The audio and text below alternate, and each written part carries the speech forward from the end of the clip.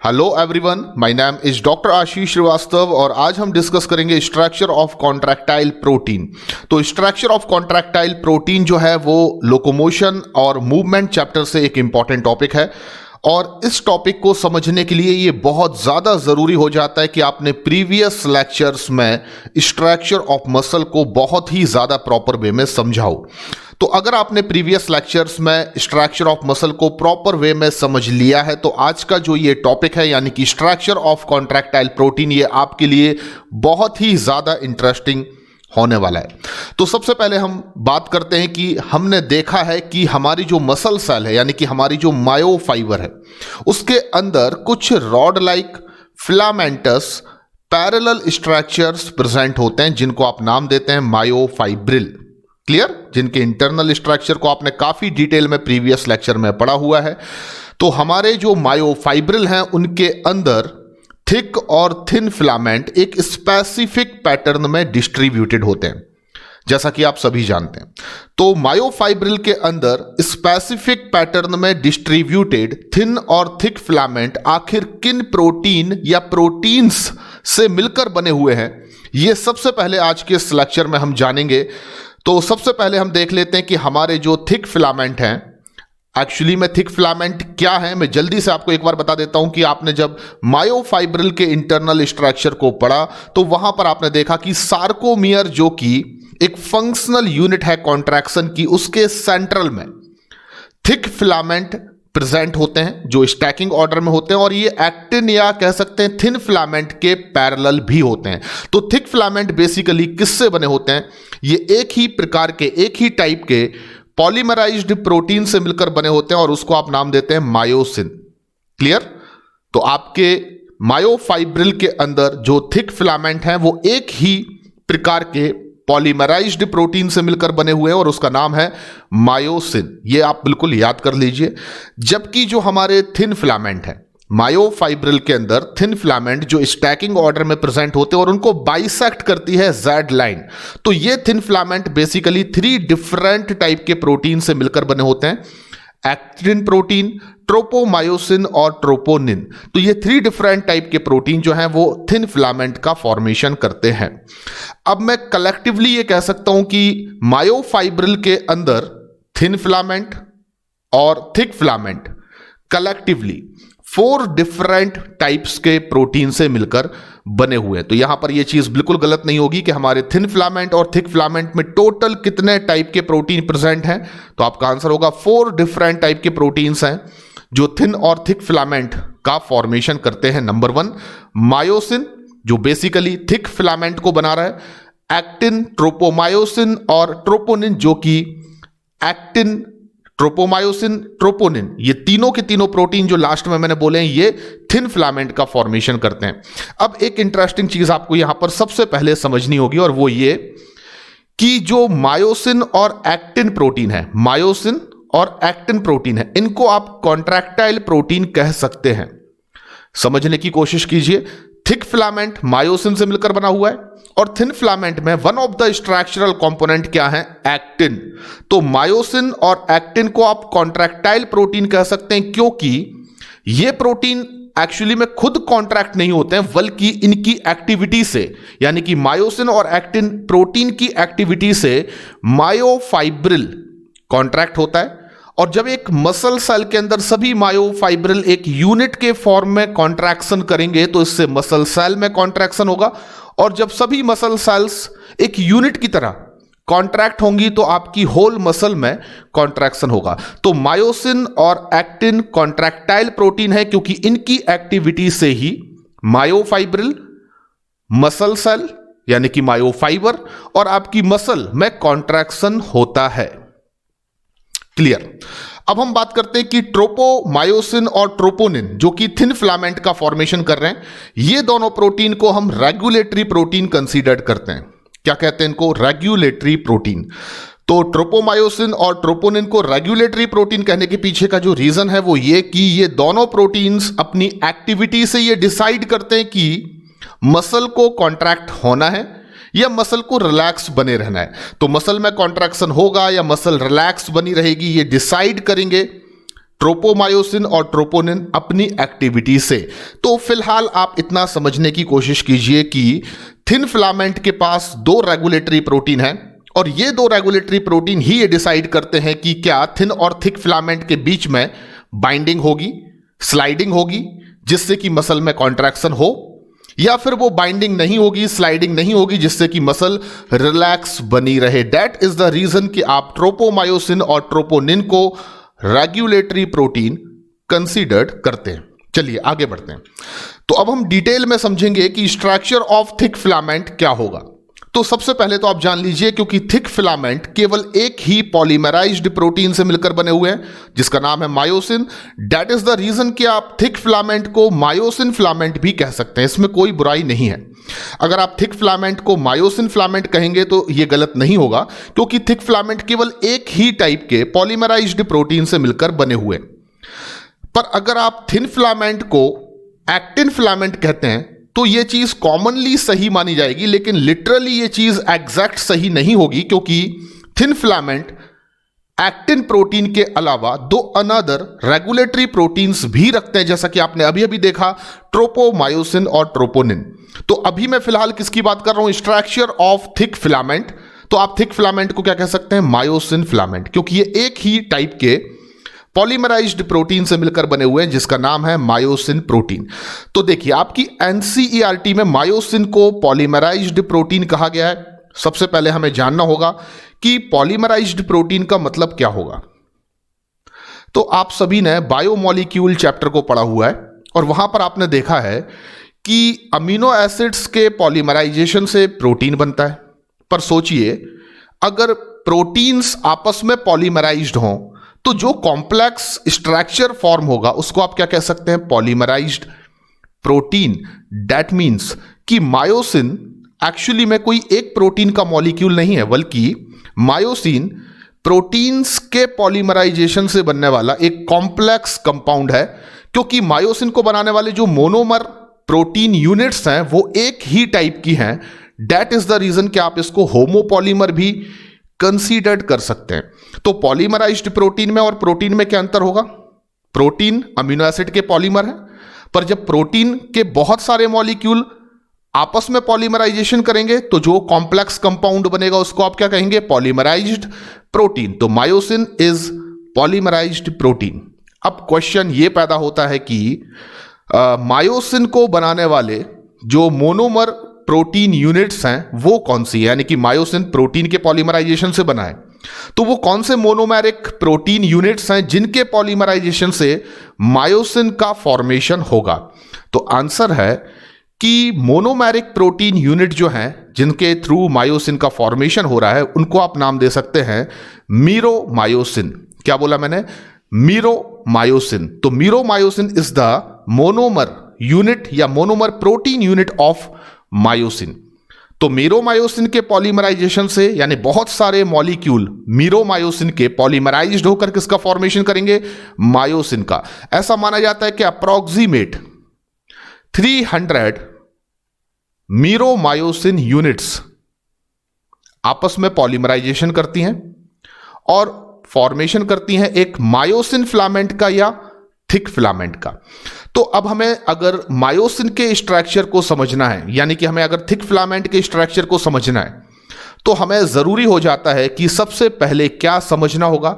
Meromyosin के structure को।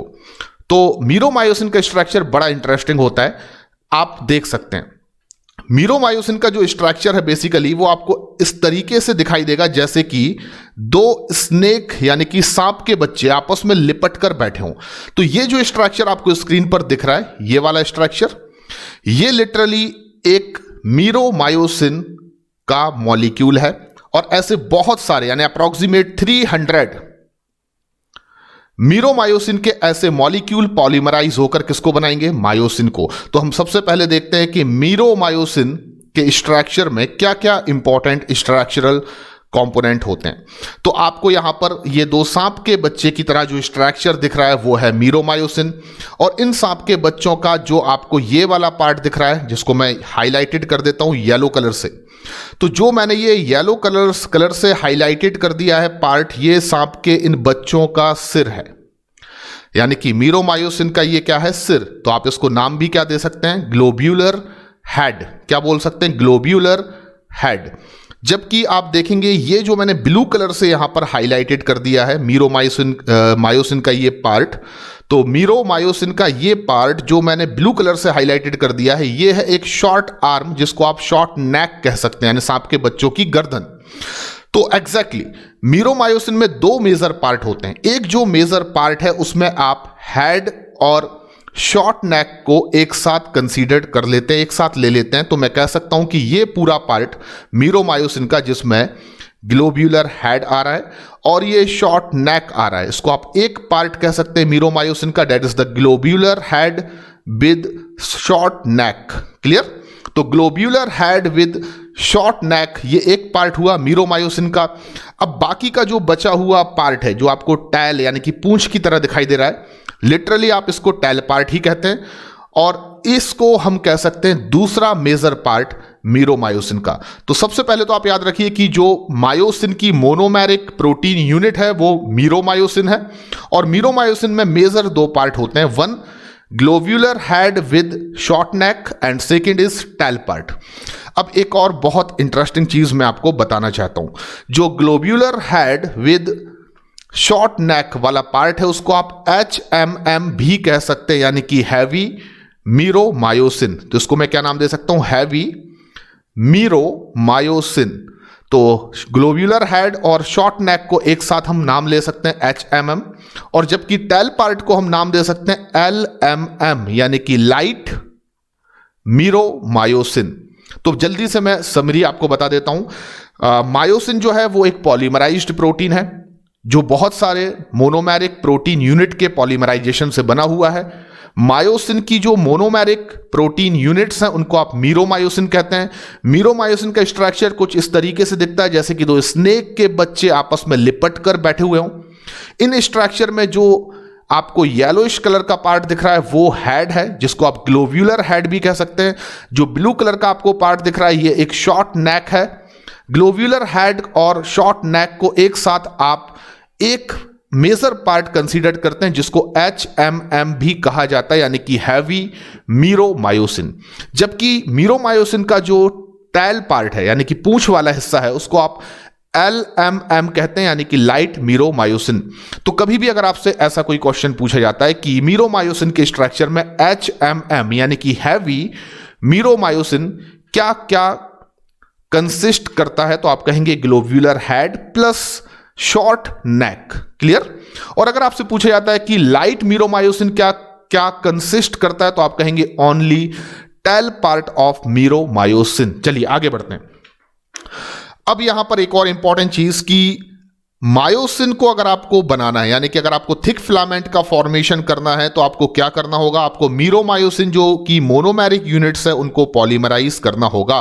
तो अब मैं आपको यह बताने वाला हूं कि किस तरीके से approximate 300 meromyosin monomeric protein units आपस में एक दूसरे के साथ मिलकर यानी कि पॉलीमराइज होकर किस तरह से मायोसिन फिलामेंट या थिक फिलामेंट का फॉर्मेशन करेंगी। तो देखिए, आपको स्क्रीन पर बहुत ज्यादा गौर से देखना है, क्योंकि जो स्ट्रक्चर अब मैं मायोसिन फिलामेंट का बनाने वाला हूं वो मैं किनके पॉलीमराइजेशन से बनाऊंगा, एक ही टाइप के प्रोटीन जिनको आपने नाम दिया है मीरोमायोसिन। तो ये मैंने एक मॉलिक्यूल लिया मीरोमायोसिन का, ये मैंने दूसरा मॉलिक्यूल लिया, ये तीसरा लिया, ये चौथा, ये पांचवां, ये छठवां, ये सातवां, ऐसे करके मैंने बहुत सारे मीरोमायोसिन के मॉलिक्यूल को आपस में क्या कर दिया, पॉलीमराइज कर दिया। जब आप इस तरीके से लगभग 300 मीरोमायोसिन के मॉलिक्यूल को, प्रोटीन यूनिट्स को आपस में पॉलीमराइज करेंगे, तो जो एक फिलामेंट आपको मिलेगा उसको ही आप नाम देते हैं थिक फिलामेंट या मायोसिन फिलामेंट। अगर आपको समझ में नहीं आया है, मैं फिर से इसको एक बार रिपीट करता हूं।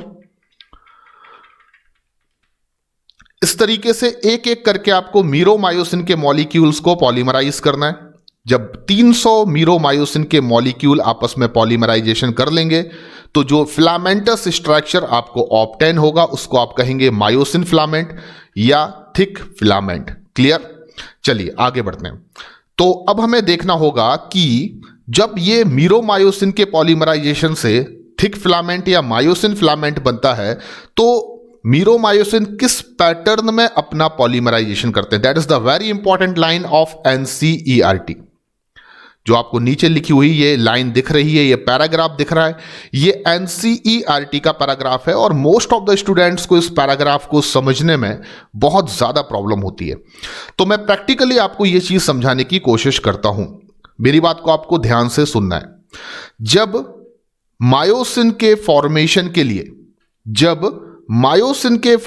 के लिए या कह सकते हैं कि थिक फिलामेंट के फॉर्मेशन के लिए मीरोमायोसिन मोनोमेरिक यूनिट्स पॉलीमराइजेशन करती हैं, तो ये पॉलीमराइजेशन कुछ इस तरीके से होता है, कुछ इस पैटर्न में होता है कि जो LMM पार्ट है, यानी कि जो LMM का मतलब टेल पार्ट है, मीरोमायोसिन का जो टेल पार्ट है, सभी मीरोमायोसिन के टेल पार्ट आपस में एक दूसरे से क्वाइल्ड हो जाते हैं। आप जैसे कि देख सकते हैं जितने भी मीरोमायोसिन है उनका टेल पार्ट आपस में क्या हो रहा है, एक दूसरे से क्वाइल्ड हो रहा है। जबकि जो HMM कंपोनेंट है यानी कि हैवी मीरोमायोसिन, जिसमें कि क्या आ रहा है, ग्लोब्यूलर हेड और शॉर्ट नेक। तो फिर से मैं रिवाइज करता हूं, जब भी मायोसिन फिलामेंट के फॉर्मेशन के लिए मीरोमायोसिन मोनोमेरिक यूनिट अपना पॉलीमराइजेशन करेंगी तो ये पॉलीमराइजेशन इस पैटर्न में होगा कि LMM कंपोनेंट्स जो होंगे वो आपस में एक दूसरे के साथ क्वाइल्ड हो जाएंगे, जबकि जो HMM कंपोनेंट्स होंगे यानी कि हैवी मीरोमायोसिन कंपोनेंट्स होंगे वो फिलामेंट्स में बाहर की तरफ यानी कि आउटवर्ड प्रोजेक्टेड होते हैं। तो याद रखिए, जो ग्लोब्यूलर हेड और शॉर्ट नेक होगा वो मायोसिन फिलामेंट में या थिक फिलामेंट में बाहर की तरफ आउटवर्ड प्रोजेक्टेड होते हैं, वो भी एक रेगुलर डिस्टेंस और एंगल पर। यानी कि किन्हीं भी दो HMM कंपोनेंट, एक HMM कंपोनेंट ये है और दूसरा HMM कंपोनेंट ये है। तो मायोसिन फिलामेंट में जो HMM कंपोनेंट होंगे वो एक रेगुलर डिस्टेंस और एंगल पर आउटवर्ड यानी कि बाहर की तरफ प्रोजेक्टेड होंगे। किन्हीं भी दो HMM कंपोनेंट के बीच का जो डिस्टेंस होगा, इंटरवल होगा, और जो उनके बीच बनने वाला एंगल होगा वो एक पर्टिकुलर सर्टेन एंगल और सर्टेन डिस्टेंस होगा। ये एक प्रॉपर ऑर्डर होता है इन मीरोमायोसिन के पॉलीमराइजेशन से मायोसिन फिलामेंट के बनने का। तो यही लाइन यहां पर दी गई है, the HMM component it means the head and short arm projects outward at regular distance and angle from each other. ठीक है, from the surface of polymerized myosin filament. अब देखिए आप, जब HMM कंपोनेंट्स मायोसिन फिलामेंट में outward या बाहर की ओर प्रोजेक्टेड होंगे तो मायोसिन फिलामेंट पर एक सरफेस का फॉर्मेशन होगा। किसका फॉर्मेशन होगा? एक सरफेस का। और लिटरली आप बिलीव कीजिए, जो ये सरफेस फॉर्म हो रही है, ये सरफेस ही बाइंडिंग करेगी थिन फिलामेंट के एक्टिन प्रोटीन से। तो मैं कह सकता हूं कि मायोसिन फिलामेंट में HMM कंपोनेंट्स जो बाहर की तरफ या आउटवर्ड प्रोजेक्टेड होते हैं वो क्रॉस आर्म भी माने जा सकते हैं। इसका मतलब यह हुआ कि अगर मैं कहूं कि HMM कंपोनेंट्स, जिनका मतलब है ग्लोब्यूलर हेड, ये इतना पार्ट क्या हो गया, ग्लोब्यूलर हेड, और ये पार्ट क्या हो गया आपका, शॉर्ट नेक। तो HMM कंपोनेंट्स को मायोसिन फिलामेंट में हम क्रॉस आर्म भी कह सकते हैं। यानी कि आपको बिल्कुल भी कंफ्यूज नहीं होना है, एक ही चीज को यहां पर 3 अलग अलग नामों से बोला जा रहा है। मीरोमायोसिन के globular head plus short neck को आप HMM भी कह सकते हैं, और इसी को आप मायोसिन फिलामेंट में क्रॉस आर्म भी कह सकते हैं, क्योंकि मायोसिन फिलामेंट का जब फॉर्मेशन हो चुका होगा तो उसमें जितने भी HMM कंपोनेंट्स होंगे मीरोमायोसिन के, वो आउटवर्ड बाहर की ओर एक प्रॉपर डिस्टेंस और एंगल पर डिस्ट्रीब्यूटेड होंगे, जिनको आप क्रॉस आर्म कह सकते हैं, क्योंकि ये लिटरली एक सरफेस प्रोवाइड कर रहे होंगे बाइंडिंग के लिए थिन फिलामेंट के एक्टिन प्रोटीन से। यानी कि आपको ये पता है कि जब तक थिन फिलामेंट थिक फिलामेंट से बाइंड नहीं हो जाएगा तब तक थिक फिलामेंट पर थिन फिलामेंट अपनी स्लाइडिंग नहीं कर पाएंगे, और थिक फिलामेंट पर थिन फिलामेंट अगर स्लाइडिंग नहीं कर पाएंगे तो मसल में कॉन्ट्रैक्शन नहीं होगा। तो मसल में कॉन्ट्रैक्शन हो, स्लाइडिंग हो, इसके लिए ये बहुत ज्यादा जरूरी है कि थिन और थिक फिलामेंट के बीच में बाइंडिंग होना जरूरी है। और बाइंडिंग लिटरली किसकी किससे होती है? तो थिन फिलामेंट में एक्टिन प्रोटीन जो है वो बाइंड होते हैं थिक फिलामेंट के मीरोमायोसिन के HMM कंपोनेंट से। और लिटरली आपको आगे चलकर मालूम चलेगा कि HMM कंपोनेंट्स में भी जो ग्लोब्यूलर हेड आता है उससे थिन फिलामेंट के एक्टिन प्रोटीन अपनी बाइंडिंग करते हैं, जिस वजह से ही थिन और थिक फिलामेंट के बीच में एक क्रॉस ब्रिज का फॉर्मेशन हो जाता है, जो मैं आपको आगे समझाने वाला हूं। तो देखिए स्लाइड के अंदर जितनी चीजें मैंने बताई हैं उनको फिर से एक बार मैं रिवाइज कर देता हूं। सबसे पहले याद रखिए कि स्ट्रक्चर ऑफ थिक फिलामेंट को हम मायोसिन फिलामेंट भी कह सकते हैं, क्योंकि थिक फिलामेंट एक ही टाइप के पॉलीमराइज्ड प्रोटीन से मिलकर बने हुए हैं, जिनको आप मायोसिन फिलामेंट कह सकते हैं। और इनकी मोनोमेरिक यूनिट्स हैं मीरोमायोसिन। मीरोमायोसिन के स्ट्रक्चर में दो मेजर पार्ट होते हैं, एक globular head with short neck और दूसरा tail. Globular head with short neck को आप HMM कह सकते हैं, जबकि टेल पार्ट को आप LMM कह सकते हैं। अप्रोक्सीमेट 300 मीरोमायोसिन की यूनिट्स पॉलीमराइजेशन करके एक थिक फिलामेंट या मायोसिन फिलामेंट का फॉर्मेशन करती हैं। जब ये मीरोमायोसिन की यूनिट्स मोनोमेरिक यूनिट्स अपना पॉलीमराइजेशन करती हैं, तब पॉलीमराइजेशन इस पैटर्न में होता है कि जो इनके LMM पोर्शन होते हैं वो आपस में एक दूसरे के साथ क्वाइलिंग कर लेते हैं, जबकि जो इनके HMM कंपोनेंट्स होते हैं वो एक रेगुलर डिस्टेंस और एंगल पर डिस्ट्रीब्यूटेड होते हैं आउटवर्ड, यानी कि बाहर की तरफ। तो इनके आउटवर्ड या बाहर की तरफ प्रोजेक्टेड होने की वजह से मायोसिन फिलामेंट पर एक सरफेस का फॉर्मेशन होता है। और लिटरली इन HMM कंपोनेंट्स को जो सरफेस का फॉर्मेशन कर रहे हैं आप क्रॉस आर्म नाम दे सकते हैं।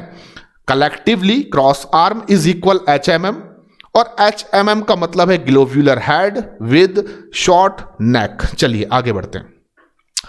अब हमें यह समझना होगा कि जो मीरोमायोसिन का ग्लोब्यूलर हेड है उसके पास अपनी कुछ इंपॉर्टेंट प्रॉपर्टीज हैं, जैसे कि जो ग्लोब्यूलर हेड है वो एक एंजाइम की तरह एक्ट कर सकता है, जिसका नाम है ATPase एंजाइम। कभी भी आप इस एंजाइम का नाम अगर सुनते हैं बायोलॉजी के किसी भी टॉपिक में, तो आप ये समझ लीजिए कि ATPase एंजाइम एक्चुअली में ATP का हाइड्रोलाइसिस करने वाला एंजाइम है। ATPase मतलब ATP का हाइड्रोलाइसिस करने वाला एंजाइम, और ATP सिंथेटेज मतलब ATP को सिंथेसाइज करने वाला एंजाइम। तो जो ग्लोब्यूलर हेड है मीरोमायोसिन का वो ATPase एंजाइम की तरह एक्ट करता है, और इस ग्लोब्यूलर हेड के पास दो बाइंडिंग साइट भी होती हैं। क्लियर है? ATPase एंजाइम की तरह एक्ट करेगा पूरा का पूरा ग्लोब्यूलर हेड, और इसके पास दो बाइंडिंग साइट होंगी। आप याद रखिए, एक बाइंडिंग साइट जो मैंने यहां पर बनाई हुई है ये, और दूसरे हेड पर भी आप देख सकते हैं सिमिलरली ये बाइंडिंग साइट प्रेजेंट है। तो इन बाइंडिंग साइट को मैं क्या कहूंगा? एक्टिन बाइंडिंग साइट, यानी कि ये एक्टिन प्रोटीन के साथ बाइंडिंग कर सकती है। तो थिन फिलामेंट का एक्टिन प्रोटीन थिक फिलामेंट या मायोसिन फिलामेंट के HMM कंपोनेंट में प्रेजेंट ग्लोब्यूलर हेड की एक्टिन बाइंडिंग साइट से ही क्या होता है? बाइंड होता है। क्लियर? अब दूसरी बाइंडिंग साइट जो ग्लोब्यूलर हेड में होती है वो ये ग्रीन कलर वाली है, और इसको हम नाम दे सकते हैं ATP बाइंडिंग साइट। अब देखिए पूरा कंसेप्ट में क्लियर करता हूं। ये NCERT की लाइन है, और इस लाइन में लिखा हुआ है the globular head is an active ATPase enzyme and has binding sites for ATP and active sites for actin। यानी कि जो मीरोमायोसिन का ग्लोब्यूलर हेड है वो खुद एक ATPase एंजाइम की तरह एक्ट करेगा, और इसके पास दो बाइंडिंग साइट होंगी, एक थिन फिलामेंट के एक्टिन प्रोटीन से बाइंड होने के लिए और दूसरी ATP से बाइंड होने के लिए। तो जब मसल में कॉन्ट्रैक्शन होगा, ड्यूरिंग द मसल कॉन्ट्रैक्शन, आप देखेंगे जब मसल्स में कॉन्ट्रैक्शन होगा या हो रहा होगा उस समय पर एक ATP का मॉलिक्यूल ATP बाइंडिंग साइट पर सबसे पहले बाइंड होगा, जिससे ATP हाइड्रोलाइज हो जाएगी ADP में और इनऑर्गेनिक फॉस्फेट में, क्योंकि आपको पता है कि जो ग्लोब्यूलर हेड है वो एक एंजाइम की तरह एक्ट कर रहा है जिसका नाम है ATPase। तो ग्लोब्यूलर हेड एक एंजाइमेटिक एक्टिविटी शो करेगा, जिससे एक ATP का मॉलिक्यूल अपना हाइड्रोलाइसिस कर लेगा, इससे एनर्जी रिलीज होगी, और जो एनर्जी रिलीज होगी उस एनर्जी को यूटिलाइज करके ग्लोब्यूलर हेड में present actin binding site thin filament के एक्टिन प्रोटीन से अपने आप को क्या कर लेगी, बाइंड कर लेगी। और ये बाइंडिंग अगर एक बार हो जाती है तो आप कह सकते हैं कि क्रॉस ब्रिज का फॉर्मेशन हो गया। तो एक बहुत इंटरेस्टिंग चीज मैं आपको अब बताने वाला हूं, देखिए ध्यान से। हमने देखा कि HMM को हम क्रॉस आर्म कह सकते हैं मायोसिन फिलामेंट में, क्योंकि HMM कंपोनेंट्स बाहर की तरफ आउटवर्ड प्रोजेक्टेड होते हैं और उनको आप क्रॉस आर्म कह सकते हैं। पर सोचिए कि अगर क्रॉस आर्म थिन फिलामेंट के साथ अपनी बाइंडिंग कर ले, जैसा कि मैंने आपको बताया कि जो ग्लोब्यूलर हेड है उसके पास एक्टिन बाइंडिंग साइट है और एक्टिन प्रोटीन किसके पास है, थिन फिलामेंट के पास। तो अगर थिन फिलामेंट के एक्टिन प्रोटीन से क्रॉस आर्म की एक्टिन बाइंडिंग साइट अपनी बाइंडिंग कर ले तो आप इस स्ट्रक्चर को बोल सकते हैं क्रॉस ब्रिज। तो आगे चलकर अगर यह टर्म आपको देखने को मिलता है क्रॉस ब्रिज, तो इसका मतलब क्या होगा? देखिए, क्रॉस ब्रिज का मतलब है कि मायोसिन फिलामेंट के अगर HMM कंपोनेंट्स या क्रॉस आर्म थिन फिलामेंट के एक्टिन प्रोटीन से बाइंड हो जाती है तो आप कंसीडर करेंगे क्रॉस ब्रिज का फॉर्मेशन हो गया। पर अगर कहीं पर यह लिखा हुआ है कि क्रॉस ब्रिज के फॉर्मेशन को ये चीज प्रिवेंट करती है या क्रॉस ब्रिज का फॉर्मेशन नहीं हो रहा है, तो उसका मतलब आप क्या मानेंगे कि मायोसिन फिलामेंट के HMM कंपोनेंट्स या क्रॉस आर्म थिन फिलामेंट के एक्टिन प्रोटीन से अगर बाइंड नहीं हो पा रही है तो क्रॉस ब्रिज का फॉर्मेशन नहीं होगा।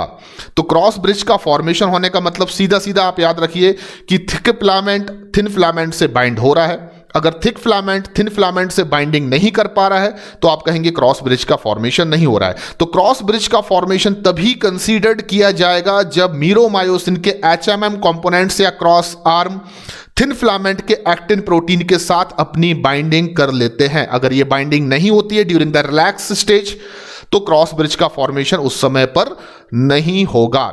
इतना आपको फिलहाल याद रखना है। अब हम आते हैं स्ट्रक्चर ऑफ थिन फिलामेंट। अभी हमने देखा कि मायोफाइब्रिल के अंदर थिक फिलामेंट का या मायोसिन फिलामेंट का स्ट्रक्चर कैसा होगा, आपने समझ लिया। अब हम बात करेंगे कि मायोफाइब्रिल के अंदर थिन फिलामेंट का स्ट्रक्चर कैसा होगा। ये आप पहले से जान चुके हैं कि जो थिन फिलामेंट है मायोफाइब्रिल के अंदर वो 3 डिफरेंट प्रोटीन से मिलकर बने हुए हैं, एक्टिन प्रोटीन, ट्रोपोमायोसिन और ट्रोपोनिन। क्लियर? तो मैं कह सकता हूं कि जो थिन फिलामेंट है दे आर हेट्रोपॉलीमर, क्योंकि इसमें एक टाइप का प्रोटीन नहीं 3 डिफरेंट टाइप के प्रोटीन्स हैं और उनके पॉलीमराइजेशन से किसका फॉर्मेशन हो रहा है, थिन फिलामेंट का। तो थिन फिलामेंट इज हेट्रोपॉलीमर। ये कैसा पॉलीमर है, हेट्रोपॉलीमर। इसका मतलब ये 3 डिफरेंट प्रोटीन से बना होगा। नंबर 1 ग्लोब्यूलर एक्टिन, जो क्या है मैं आपको थोड़ी सी देर में बताने वाला हूं। दूसरा ट्रोपोमायोसिन और तीसरा ट्रोपोनिन। फिलहाल हम इतना जरूर जानते हैं कि जो एक्टिन है वो एक कॉन्ट्रैक्टाइल प्रोटीन है, जबकि ट्रोपोमायोसिन और ट्रोपोनिन एक रेगुलेटरी प्रोटीन के एग्जाम्पल है। तो देखिए हम थिन फिलामेंट का फॉर्मेशन कैसे कर सकते हैं। तो सबसे पहले आप समझ लीजिए कि ये जो आपको ग्लोब्यूलर शेप का एक प्रोटीन दिख रहा है येलोइश कलर का, that is globular actin. Clear? अब आप थिन फिलामेंट का फॉर्मेशन कैसे करेंगे आपको ये समझना है। तो ये मैंने एक ग्लोब्यूलर एक्टिन आपको दिखा दिया है। अब सोचिए अगर बहुत सारे ग्लोब्यूलर प्रोटीन, अगर बहुत सारे ग्लोब्यूलर एक्टिन प्रोटीन्स अपना पॉलीमराइजेशन करें तो एक फिलामेंट का फॉर्मेशन ये कर पाएंगे। तो बहुत सारे ग्लोब्यूलर एक्टिन Mg++ आयंस की प्रेजेंस में, किसकी प्रेजेंस में, Mg++ मैग्नीशियम आयन की प्रेजेंस में बहुत सारे ग्लोब्यूलर एक्टिन यानी ये गोल गोल बॉल जैसे जो प्रोटीन्स हैं, ये मैग्नीशियम आयन की प्रेजेंस में एक दूसरे से पॉलीमराइज्ड होते हैं कुछ इस तरह से। देखिए मैं ये क्या कर रहा हूं, बहुत सारे ग्लोब्यूलर एक्टिन प्रोटीन को एक दूसरे के साथ जोड़ रहा हूं, यानी कि उनको पॉलीमराइज कर रहा हूं। तो इस तरीके से जब बहुत सारे ग्लोब्यूलर एक्टिन प्रोटीन आपस में पॉलीमराइज हो जाते हैं तो आपको एक फिलामेंट मिल जाएगा, एक फिलामेंटस स्ट्रक्चर मिल जाएगा और इसको आप नाम दे सकते हैं एफ एक्टिन। तो what is the meaning of F actin? तो आप कहेंगे बहुत सारे ग्लोब्यूलर एक्टिन आपस में पॉलीमराइज होकर फिलामेंटस एक्टिन का फॉर्मेशन करते हैं। अब आपको याद रखना है ऐसा ही एक और फिलामेंटस एक्टिन यहां पर बनने वाला है, यानी मैंने एक फिलामेंटस एक्टिन आपको बनाकर बता दिया, अब मैं दूसरा फिलामेंटस एक्टिन आपको बनाकर बता रहा हूं। ये ग्रीन कलर की जो बॉल्स आपको दिख रही हैं ये भी ग्लोब्यूलर एक्टिन ही हैं, और ऐसे बहुत सारे ग्लोब्यूलर एक्टिन अगेन पॉलीमराइज होकर एक और फिलामेंट का फॉर्मेशन करेंगे, यानी कि एक और फिलामेंटस एक्टिन का फॉर्मेशन करेंगे। तो इसको भी मैं क्या नाम दे सकता हूं, एफ एक्टिन। तो सोचिए, अगर ग्लोब्यूलर एक्टिन पॉलीमराइज होकर एक फिलामेंटस एक्टिन को बनाए और दो फिलामेंटस एक्टिन अगर आपस में हेलिकल क्वाइलिंग करके हेलिकली एक दूसरे के साथ बाउंड होकर एक सेपरेट सिंगल फिलामेंट को फॉर्म करें, तो आप इन दो फिलामेंटस एक्टिन से बनने वाले उस एक फिलामेंट को क्या नाम दे सकते हैं, एक्टिन फिलामेंट। क्लियर? तो थिन फिलामेंट में पहला जो इंपॉर्टेंट स्ट्रक्चरल कंपोनेंट होता है वो है एक्टिन फिलामेंट। और एक्टिन फिलामेंट दो फिलामेंटस एक्टिन के थ्रू बनता है। जब दो फिलामेंटस एक्टिन हेलिकल मैनर में बाउंड होते हैं तो एक एक्टिन फिलामेंट का फॉर्मेशन होता है, और प्रत्येक फिलामेंटस एक्टिन को बनाने वाला जो एक्टिन प्रोटीन है उसको आप ग्लोब्यूलर एक्टिन कहेंगे। जिसको ये कंसेप्ट समझ में नहीं आया, एक बार फिर से मैं रिवाइज कर देता हूं। यह है ग्लोब्यूलर एक्टिन जो गोल गोल आपको दिख रहा है। क्लियर? जब ग्लोब्यूलर एक्टिन, देखिए फिर से बता रहा हूं, ये एक है ग्लोब्यूलर एक्टिन। अब मैं बहुत सारे ऐसे गोल गोल ग्लोब्यूलर एक्टिन को एक से एक जोड़ता जाऊंगा। जब मैंने बहुत सारे ग्लोब्यूलर एक्टिन को एक के बाद एक जोड़ दिया तो एक क्या बन गया, फिलामेंटस एक्टिन। अब मैं फिर से एक और फिलामेंटस एक्टिन बना रहा हूं, तो मैं फिर से ग्लोब्यूलर एक्टिन को एक एक करके जोड़ता जाऊंगा। तो ये एक और क्या बन गया बच्चों, फिलामेंटस एक्टिन। अब दो फिलामेंटस एक्टिन आपको मिल चुके हैं। अगर मैं दोनों फिलामेंटस एक्टिन को आपस में हेलिकली यानी कि हेलिकल मैनर में बाउंड कर दूं, एक दूसरे के साथ हेलिकली लपेट दूं, तो आपको दो फिलामेंटस एक्टिन को हेलिकली मैनर में बाउंड करने पर एक जो फिलामेंट मिलेगा उसको आप नाम दे सकते हैं एक्टिन फिलामेंट। तो one actin filament made up of two filamentous actin and each filamentous actin made up of lot of globular actin. तो ग्लोब्यूलर एक्टिन पॉलीमराइज होकर बनाएंगे फिलामेंटस एक्टिन, दो फिलामेंटस एक्टिन हेलिकल मैनर में bound होकर बनाएंगे एक actin filament, और actin filament finally जो है वो थिन फिलामेंट का एक मेजर इंपॉर्टेंट स्ट्रक्चरल कंपोनेंट है। लेकिन भूलिए मत कि थिन फिलामेंट में एक्टिन फिलामेंट के अलावा ट्रोपोमायोसिन भी है और ट्रोपोनिन भी है। तो अब हम देखते हैं कि ट्रोपोमायोसिन जो है वो क्या है और किस तरीके से वो थिन फिलामेंट के स्ट्रक्चर में अपनी लोकेशन या पोजीशन को शो करता है। तो ट्रोपोमायोसिन लिटरली एक फाइब्रस मॉलिक्यूल है, और अगर मैं आपसे कहूं कि थिन फिलामेंट में ट्रोपोमायोसिन का अरेंजमेंट कैसे होता है, तो दो ट्रोपोमायोसिन के फिलामेंट एक्टिन फिलामेंट के ऊपर क्लोजली रन करते हैं थ्रू आउट द लेंथ। तो एक्टिन फिलामेंट आपको दिख रहा है, यहां से लेकर यहां तक ये क्या है, एक एक्टिन फिलामेंट। इस एक एक्टिन फिलामेंट के ऊपर दो ट्रोपोमायोसिन के पतले पतले से फिलामेंट क्लोजली स्पाइरली रन करेंगे थ्रू आउट द लेंथ, कुछ इस तरीके से। ये मैंने एक ट्रोपोमायोसिन के फिलामेंट को क्लोजली रन करते हुए, स्पाइरली रन करते हुए through out the length of actin filament क्या कर दिया, लोकलाइज्ड कर दिया। अब मैं दूसरे ट्रोपोमायोसिन के फिलामेंट को भी इसी तरीके से लपेट देता हूं, किसके ऊपर, एक्टिन फिलामेंट के ऊपर। तो लिटरली अगर मैं बात करूं तो मैं कह सकता हूं कि एक्टिन फिलामेंट के ऊपर दो ट्रोपोमायोसिन के फिलामेंट चादर की तरह क्लोजली लिपटे हुए होते हैं एक्टिन फिलामेंट की पूरी लेंथ में, यानी जितना लंबा एक्टिन फिलामेंट होगा उतनी ही लेंथ में ऊपर ये दोनों फिलामेंट जो होंगे ट्रोपोमायोसिन के वो लिपटे होंगे, क्लोजली रन कर रहे होंगे। तो अब क्वेश्चन ये उठता है कि हमने स्टार्टिंग में ये बोला था कि ट्रोपोमायोसिन एक रेगुलेटरी प्रोटीन है, थिन फिलामेंट में प्रेजेंट ट्रोपोमायोसिन एक रेगुलेटरी प्रोटीन है। तो यहां पर मुझे आपको आंसर देना होगा कि ट्रोपोमायोसिन को हमने रेगुलेटरी प्रोटीन क्यों कहा है। अच्छा, ये आप जानते हैं कि ट्रोपोमायोसिन कुछ ऐसी एक्टिविटी शो करेगा जिसकी वजह से मसल में कॉन्ट्रैक्शन होगा या मसल में कॉन्ट्रैक्शन नहीं होगा, मसल रिलैक्स बनी होगी। पर वो जो एक्टिविटी है वो एक्टिविटी लिटरली क्या है और कैसे ये चीज पॉसिबल होगी, तो मैं आपको बताना चाहता हूं। सबसे पहले जब मसल रेस्टिंग स्टेज में होगी, ध्यान से सुनिए, जब हमारी मसल रेस्टिंग स्टेज में होगी तब आप देखेंगे कि ट्रोपोमायोसिन के जो ये दोनों फिलामेंट्स हैं वो एक्टिन फिलामेंट के ऊपर क्लोजली रन करेंगे थ्रू आउट द लेंथ, कुछ इस तरीके से कि एक्टिन फिलामेंट में प्रेजेंट एक्टिन प्रोटीन के पास जो मायोसिन से बाइंड होने के लिए बाइंडिंग साइट होगी, उससे ये ट्रोपोमायोसिन अपने आप को बाइंड कर लेते हैं ताकि ये प्रिवेंट कर सकें थिक फिलामेंट की थिन फिलामेंट से बाइंडिंग को या क्रॉस ब्रिज के फॉर्मेशन को। मुझे पता है आपको समझ में नहीं आया और मैं इसको सिंप्लीफाइड करता हूं। देखिए, ये आपके सामने मान लीजिए एक एक्टिन प्रोटीन है। ऐसे बहुत सारे एक्टिन प्रोटीन से ही क्या बना हुआ है, एक्टिन फिलामेंट। तो मैंने एक्टिन फिलामेंट में से कोई एक एक्टिन प्रोटीन को बाहर निकाल के आपको दिखाने की कोशिश कर रहा हूं। यानी कि आप ऐसे समझ लीजिए कि मैं इस एक्टिन प्रोटीन को जो यहां पर लोकलाइज्ड है उसको जूम करके आपको दिखा रहा हूं, बड़ा करके आपको दिखा रहा हूं। क्लियर? तो ये एक एक्टिन प्रोटीन है। इस एक्टिन प्रोटीन के पास एक स्पेसिफिक साइट होती है जिसको आप मायोसिन बाइंडिंग साइट कहते हैं। अच्छा, हम सभी जानते हैं कि थिन फिलामेंट के पास जो एक्टिन प्रोटीन है, ये एक्टिन प्रोटीन ही लिटरली थिक फिलामेंट के मायोसिन या मीरोमायोसिन HMM कंपोनेंट्स के साथ क्या करते हैं, अपनी बाइंडिंग। तो डेफिनेटली यहां पर एक्टिन प्रोटीन के पास मायोसिन फिलामेंट से बाइंड होने के लिए कोई ना कोई बाइंडिंग साइट जरूर होगी।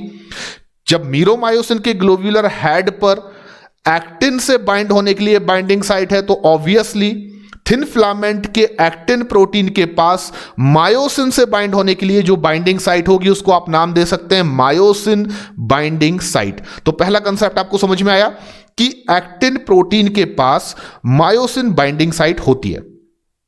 अब जब एक्टिन फिलामेंट के ऊपर दो ट्रोपोमायोसिन के फिलामेंट अपने आप को क्लोजली रन कराएंगे थ्रू आउट द लेंथ, तो आप देखेंगे ये इस तरीके से अपने आप को क्लोजली रन करते हैं एक्टिन फिलामेंट के ऊपर कि ट्रोपोमायोसिन जो है वो खुद बाइंड हो जाता है, पार्शियली क्लोजली बाइंड हो जाता है मायोसिन बाइंडिंग साइट से। तो कंसेप्ट ये है कि एक्टिन फिलामेंट के ऊपर दो ट्रोपोमायोसिन फिलामेंट जब क्लोजली रन करेंगे तो ये एक्टिन प्रोटीन के पास जो मायोसिन बाइंडिंग साइट होगी उससे खुद बाइंड हो जाएंगे। ऐसा करने से फायदा ये होगा कि जो थिक फिलामेंट है और जो थिक फिलामेंट के HMM कंपोनेंट्स हैं वो थिन फिलामेंट के इन एक्टिन प्रोटीन के साथ अपनी बाइंडिंग नहीं कर पाएंगे, यानी कि क्रॉस ब्रिज का फॉर्मेशन नहीं हो पाएगा। और अब मैं कह सकता हूं कि ये किस तरीके से अपनी रेगुलेटरी एक्टिविटी को शो करते हैं। जब मसल को कॉन्ट्रैक्ट नहीं होने देना है, यानी कि मसल्स को रिलैक्स बनाकर रखना है, तो ये ट्रोपोमायोसिन के जो फिलामेंट्स हैं वो एक्टिन फिलामेंट के ऊपर इस तरीके से अपने आप को लपेटेंगे कि एक्टिन प्रोटीन के पास जो मायोसिन बाइंडिंग साइट है उससे ये खुद बाइंड हो जाए ताकि क्रॉस ब्रिज का फॉर्मेशन प्रिवेंट किया जा सके। और क्रॉस ब्रिज का फॉर्मेशन अगर प्रिवेंट होगा तो इसका मतलब क्या होगा, मसल में कॉन्ट्रैक्शन भी प्रिवेंट हो जाएगा। तो this is one of the approach कि मसल रिलैक्स स्टेज में जब रहेगी तो थिक और थिन फिलामेंट के बीच क्रॉस ब्रिज का फॉर्मेशन क्यों नहीं हो सकता।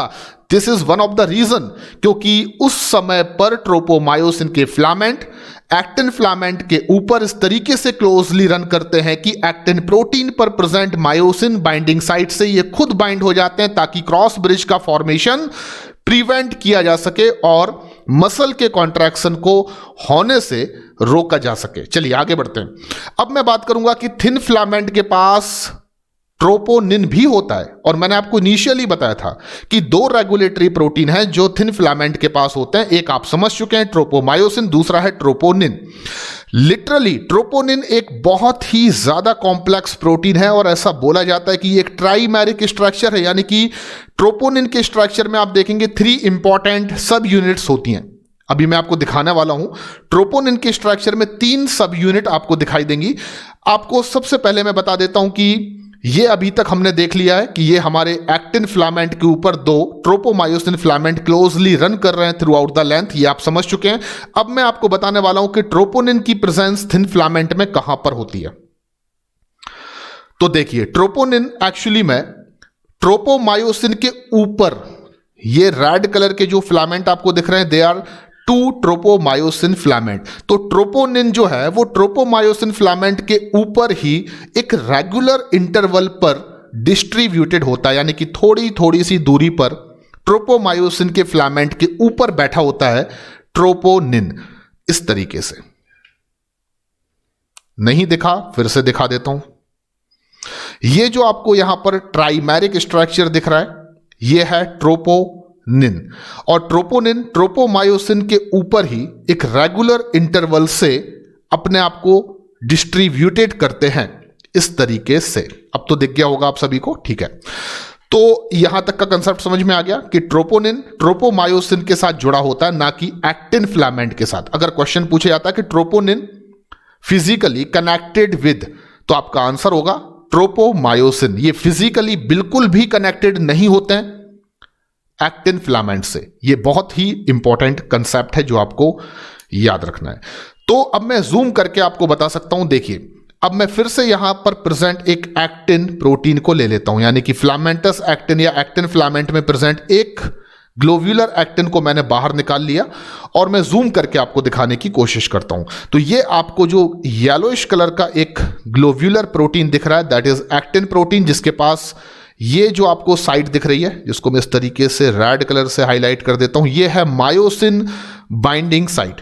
तो एक्टिन प्रोटीन पर यह है मायोसिन बाइंडिंग साइट, ये हम पहले से जानते हैं।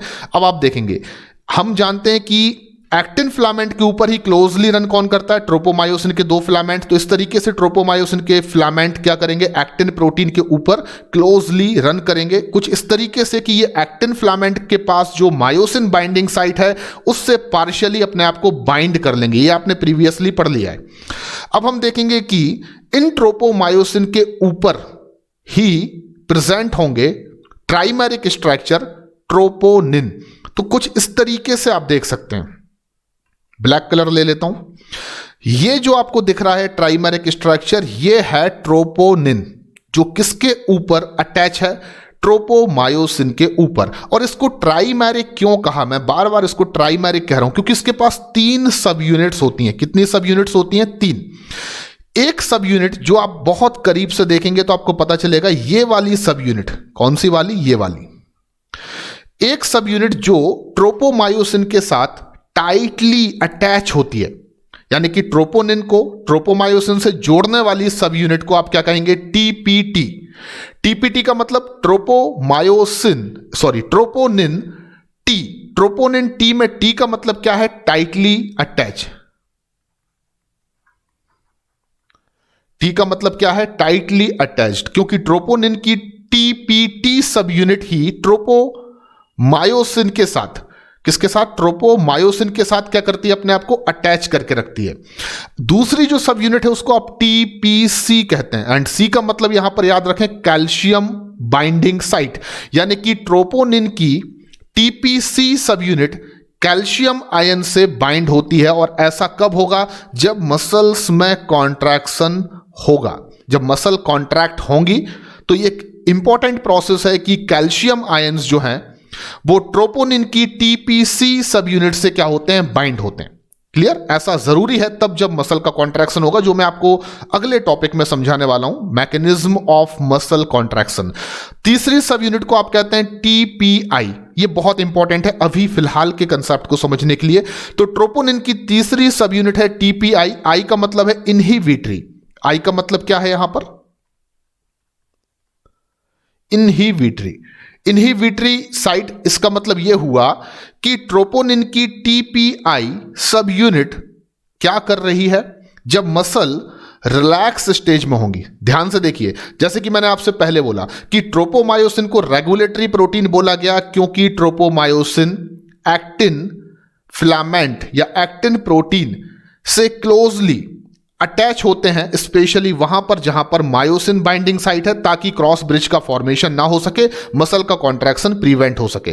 ठीक इसी तरह ट्रोपोनिन भी रेगुलेटरी प्रोटीन है और यह भी चाहेंगे कि जब रिलैक्स स्टेज में मसल्स हैं उस समय पर थिक फिलामेंट और थिन फिलामेंट के बीच क्रॉस ब्रिज का फॉर्मेशन ना हो। इसके लिए ट्रोपोनिन क्या करेगा, तो ट्रोपोनिन की जो टीपीआई सब यूनिट होगी वो एक्चुअली में एक्टिन प्रोटीन पर प्रेजेंट मायोसिन बाइंडिंग साइट को कवर या मास्क कर रही होगी।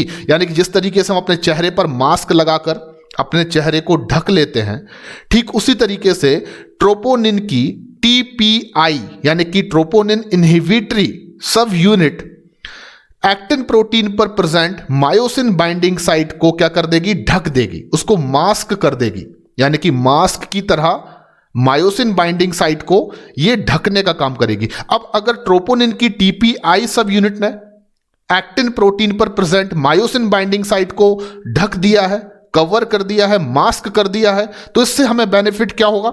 तो इससे हमें बेनिफिट यह होगा कि जब हमारी मसल रेस्टिंग स्टेज में होंगी तब ये टीपीआई सब यूनिट जो है ट्रोपोनिन की वो मास्क कर देगी active binding site for myosin को जो एक्टिन फिलामेंट पर है, जिससे कि क्रॉस ब्रिज का फॉर्मेशन फिर से नहीं हो पाएगा और मैं कह सकता हूं मसल कॉन्ट्रैक्ट नहीं कर पाएंगी। तो there are two important approach कि जब मसल्स रिलैक्स स्टेज में है तब क्रॉस ब्रिज का फॉर्मेशन ना हो, इसके लिए ट्रोपोमायोसिन अपनी एक्टिविटी परफॉर्म कर रहा है और ट्रोपोनिन अपनी एक्टिविटी परफॉर्म कर रहा है। ट्रोपोमायोसिन ये कर रहा है कि ये एक्टिन प्रोटीन के साथ खुद क्लोजली बाइंड हो रहा है ताकि एक्टिन प्रोटीन पर जो मायोसिन बाइंडिंग साइट है वो पार्शियली ब्लॉक्ड हो जाए ताकि क्रॉस ब्रिज का फॉर्मेशन थिक और थिन फिलामेंट के बीच में ना हो पाए, जबकि ट्रोपोनिन ये कर रहा है कि इसकी एक सब यूनिट है टीपीआई जो कवर कर देती है मायोसिन बाइंडिंग साइट को जो एक्टिन फिलामेंट्स पर या एक्टिन प्रोटीन पर है ताकि